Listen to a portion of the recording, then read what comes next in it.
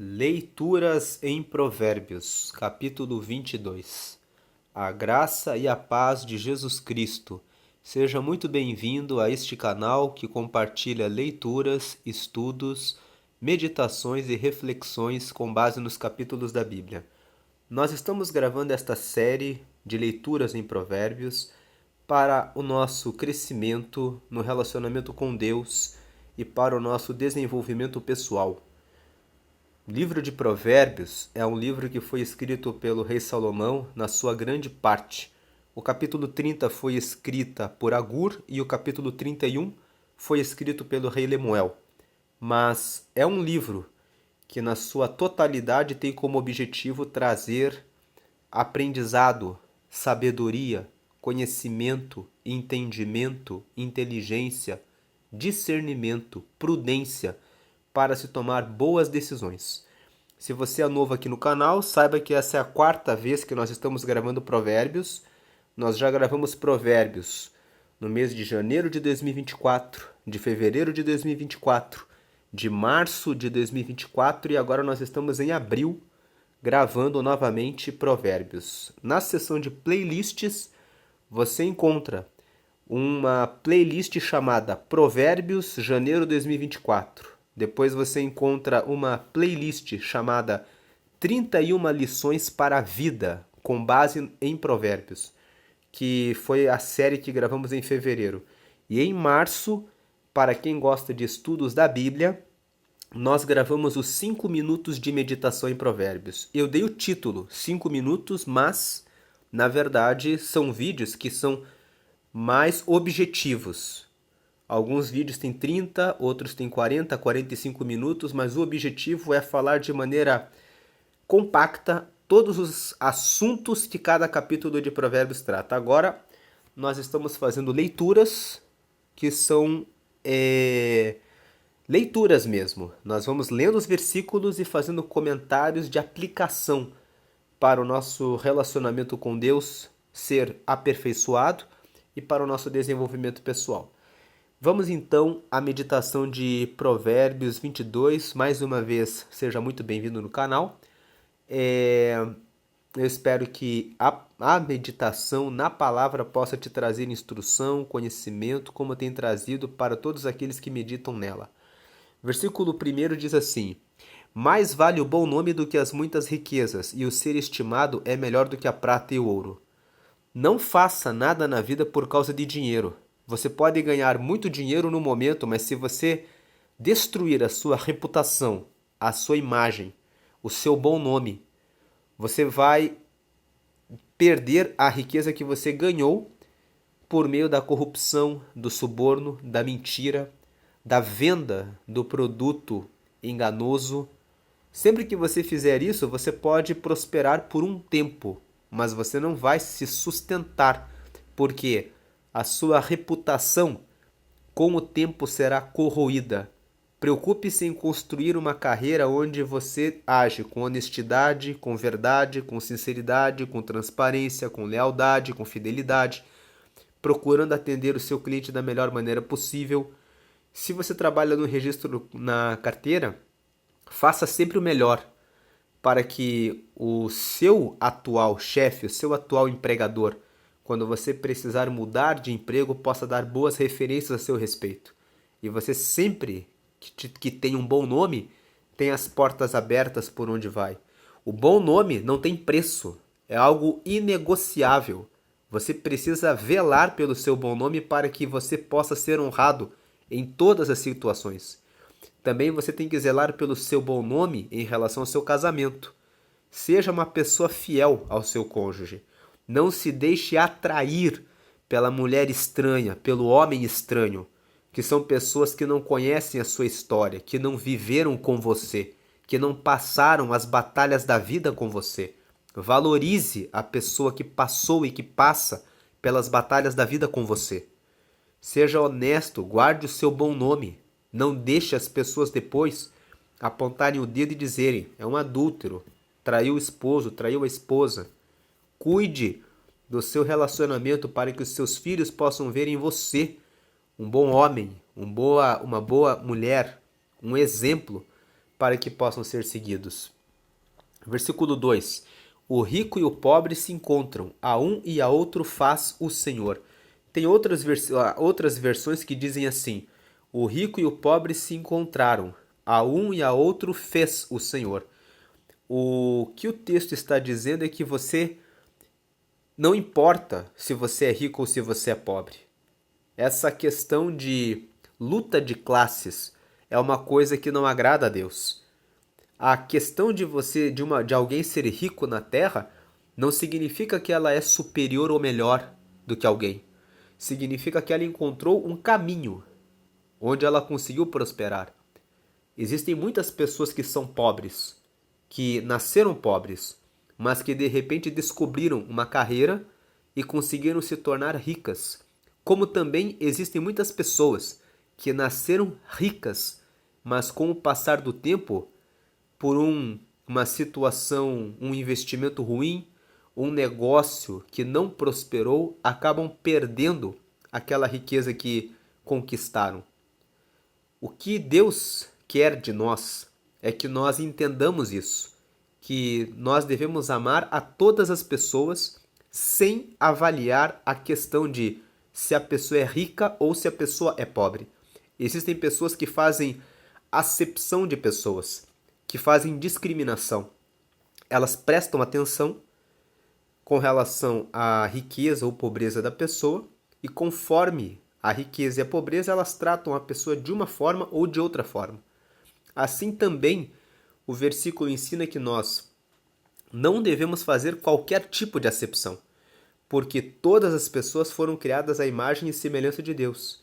Se eu discrimino alguém, seja por qualquer causa que seja, eu estou criando uma discriminação que é minha.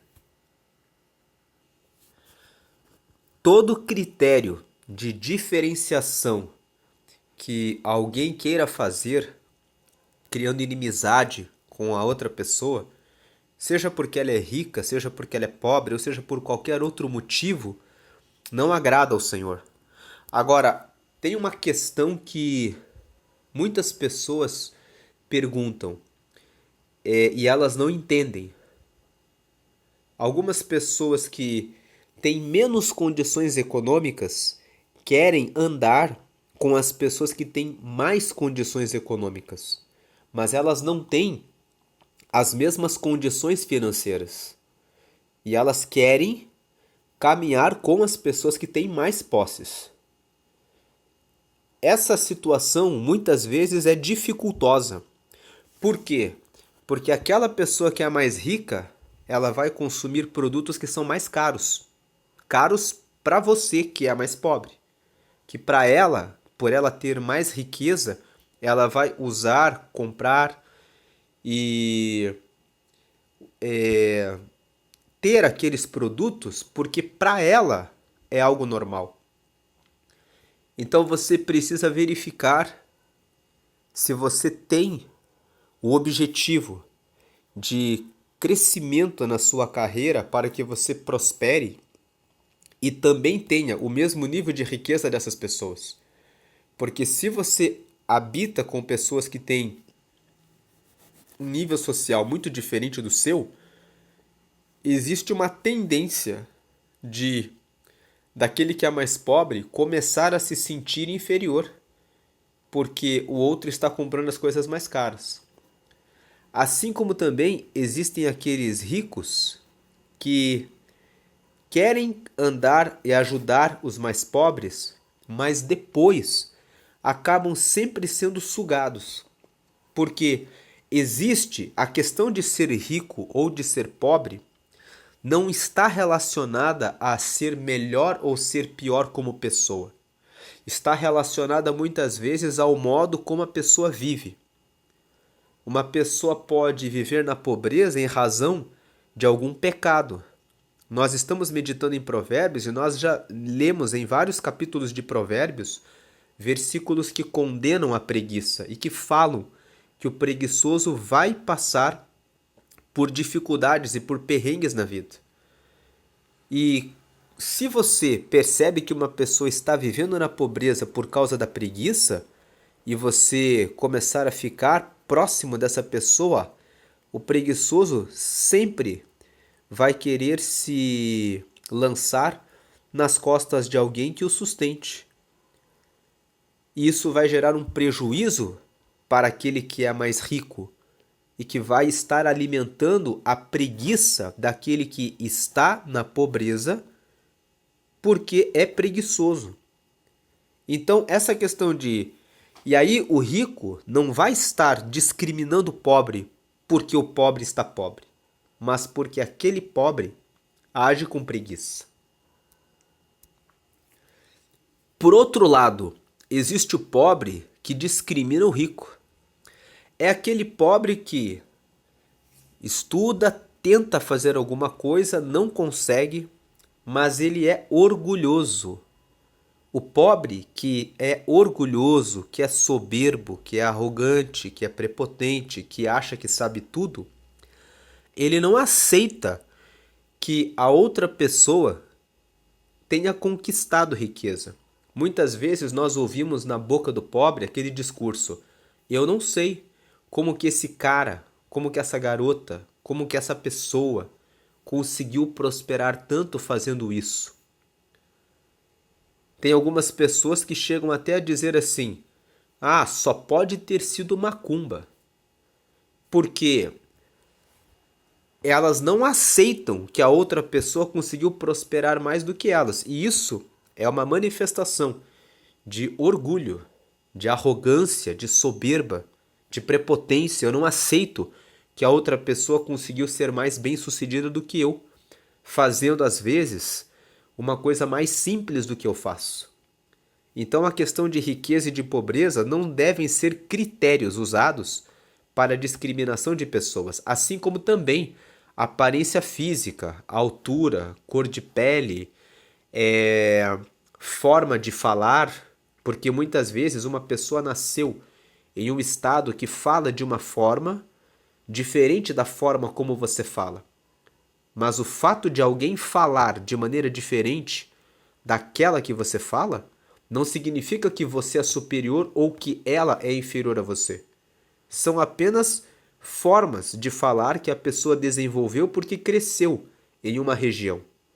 Tem muitas questões de pessoas que discriminam algumas pessoas porque falam com um certo sotaque, e existe esse tipo de discriminação. O Senhor, ele não se agrada disso, porque o Senhor, ele fez a todos, tanto rico quanto pobre.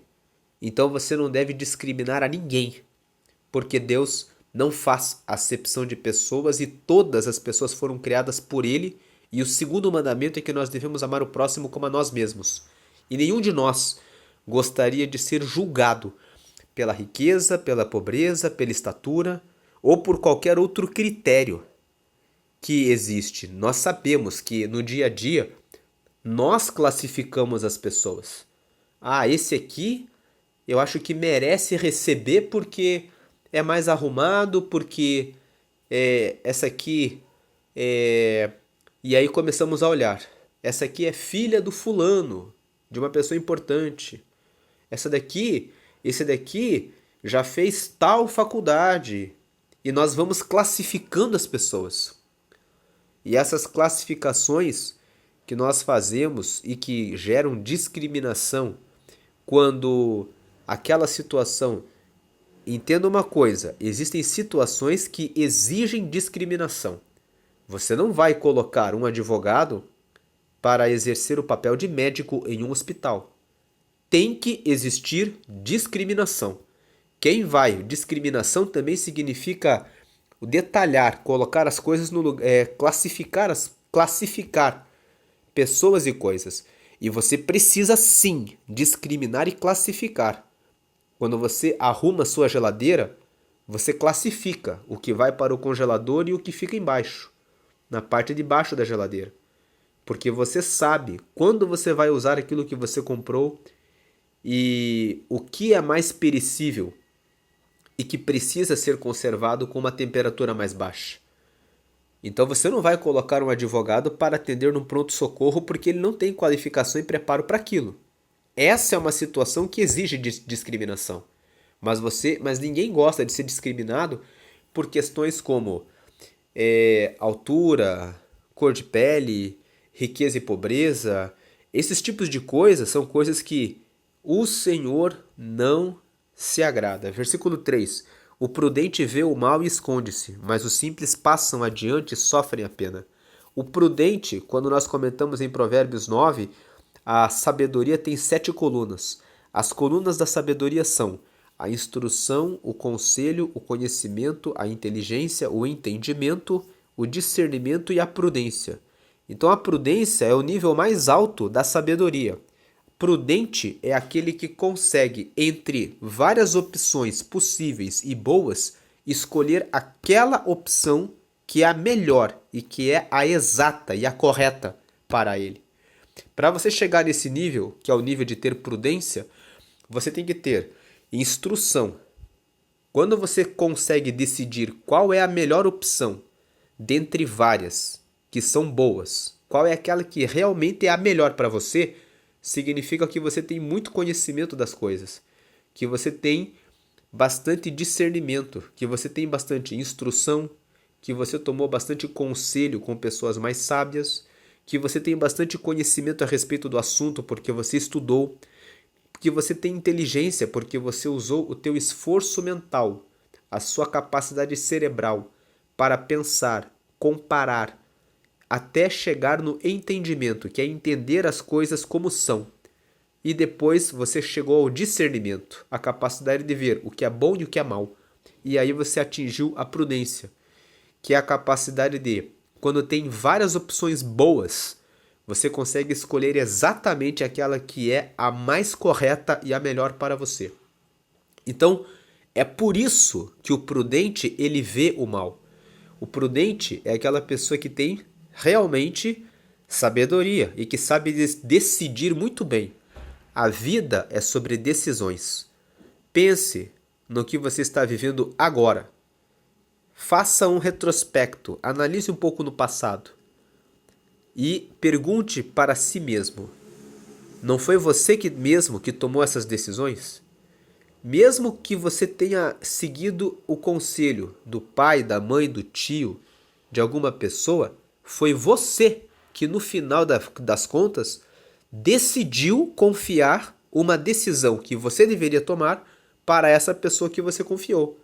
E em quem você está pondo a culpa agora, dizendo: foi aquela pessoa que me deu o conselho errado. A culpa é sua. Foi você que decidiu não decidir sobre a sua vida. Comece a tomar as suas decisões. E se você não tem conhecimento a respeito do assunto, procure a instrução, os conselhos, procure pessoas que já fizeram o que você quer fazer e que tenham experiência para ajudá-la a encontrar a melhor saída. Busque conhecimento, use o seu cérebro, use a sua inteligência para pensar, analisar, refletir sobre esse assunto. E também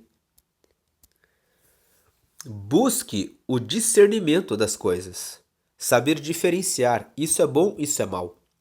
Quando você tem essa capacidade, desenvolver essa capacidade, isso se chama sabedoria. Sabedoria é uma chave da vida. E é uma das chaves que você conquista quando você medita, estuda, conhece e aplica. O mais importante, você aplica o conhecimento a respeito da palavra. Porque não adianta nada você ser médico, dizer para os pacientes que não devem fumar e depois você mesmo fumar.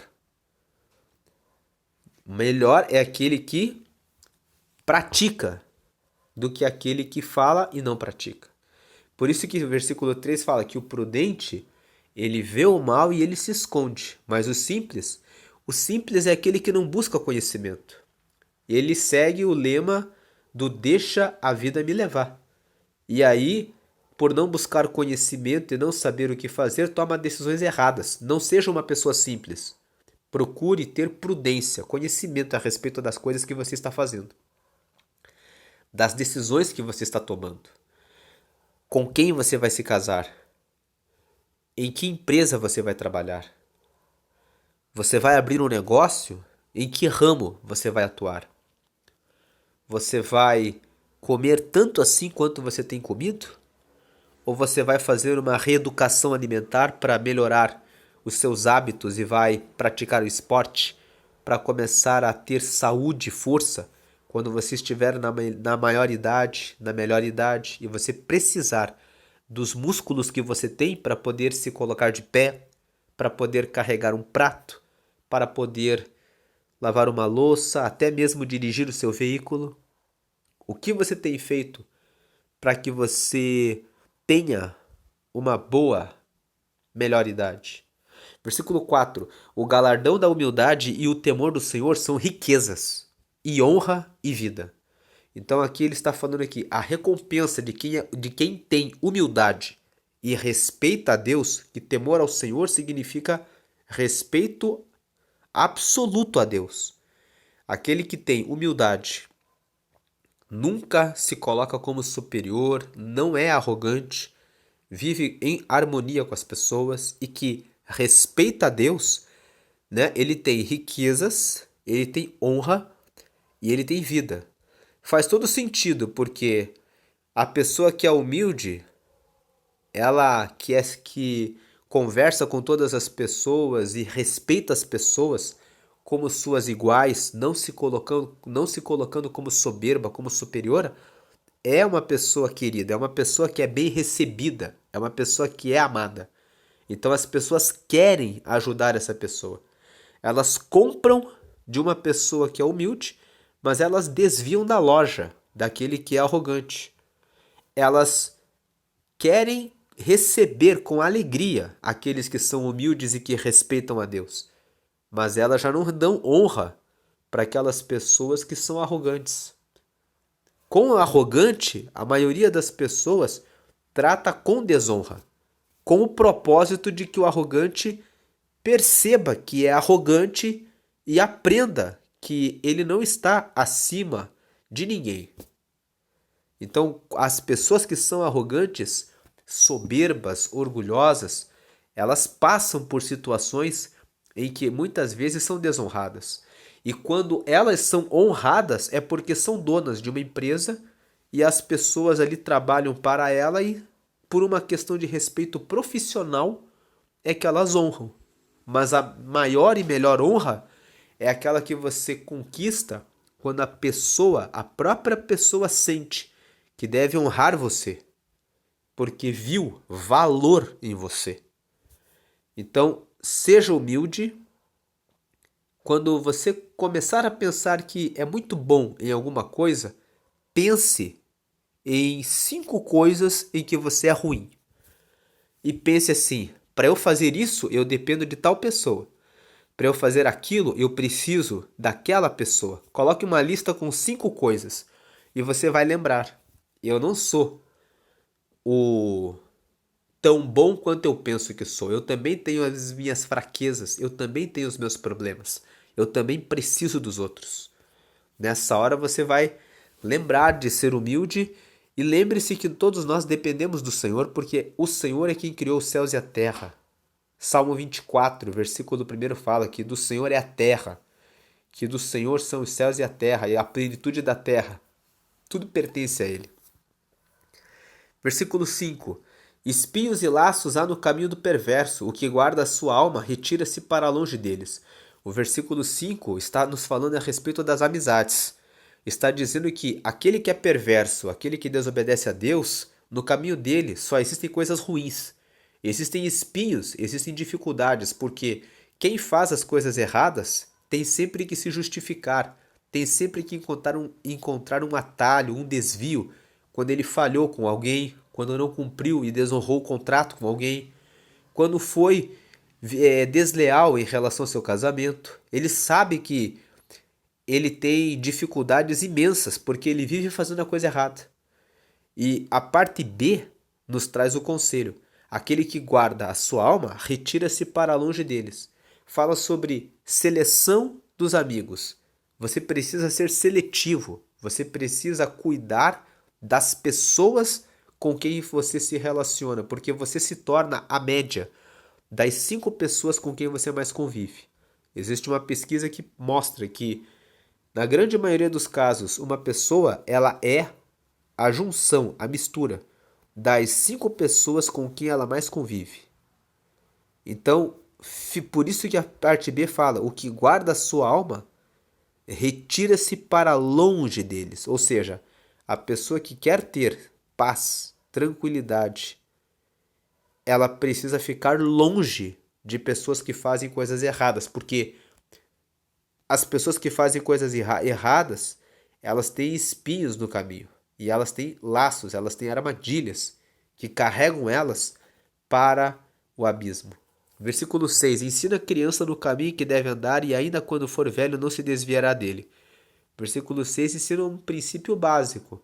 É na infância que os pais, cuidando dos seus filhos, são responsáveis por formar futuros melhores cidadãos. Cabe para a igreja educar a criança no caminho do Senhor, para que ela conheça Deus, conheça o Espírito Santo, a morte do Senhor Jesus, para que ela possa compreender várias situações, como vários feriados e outras coisas que acontecem. Versículo 7. O rico domina sobre o pobre, e o que toma emprestado é servo do que empresta. O versículo 7 está apenas falando que o que acontece, tanto para o rico quanto para o pobre. E o que acontece para aquele que... Aqui está no versículo.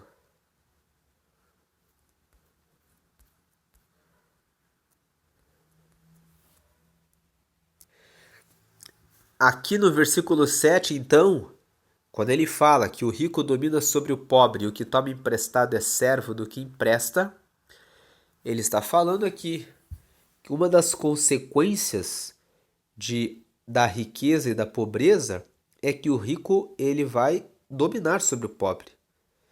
E aquele que toma emprestado fica como um escravo, como um servo daquele que emprestou. O que o versículo 7 e 8 está nos dando é um convite a escolher se você vai querer ser pobre ou você vai querer ser rico.